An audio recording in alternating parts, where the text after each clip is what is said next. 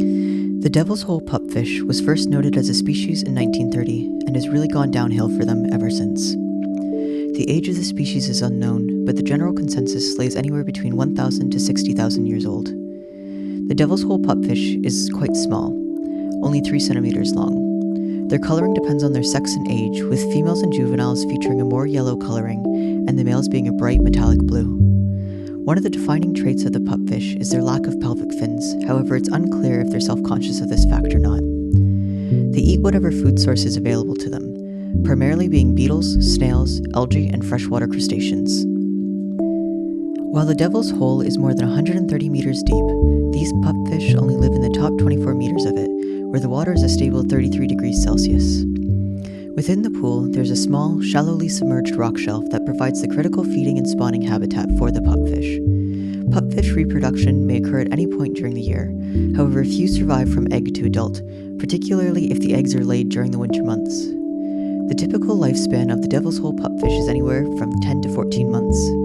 They are prey to the prodigious diving beetle, which was first observed in the pool in 1999. In addition to the diving beetles, pupfish are threatened by flash floods, earthquakes, vandalism, and as usual, capitalism.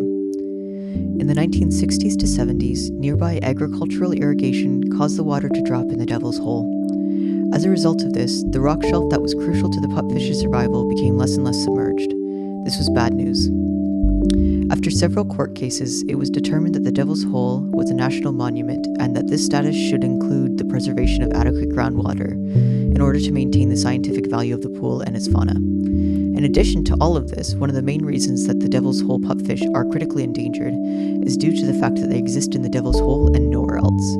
Generally, when a species is able to live in a diverse range of habitats, their species stand a better chance at surviving.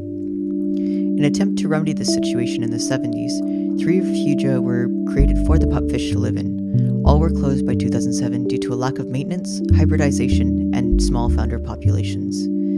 In the early 2010s, an exact replica of the top 6.7 meters of the Devil's Hole was created in the Ash Meadows Fish Conservation Area in Nevada. Their main goal was to create a viable population level for the fish to prevent a total loss of their species. I was unable to find out how successful this program has been so far. There's been a lot of debate as to whether it's better to kill or save the pupfish. However, we're unconcerned with this debate as we're just here to enrich the lives of the remaining 134 pupfish.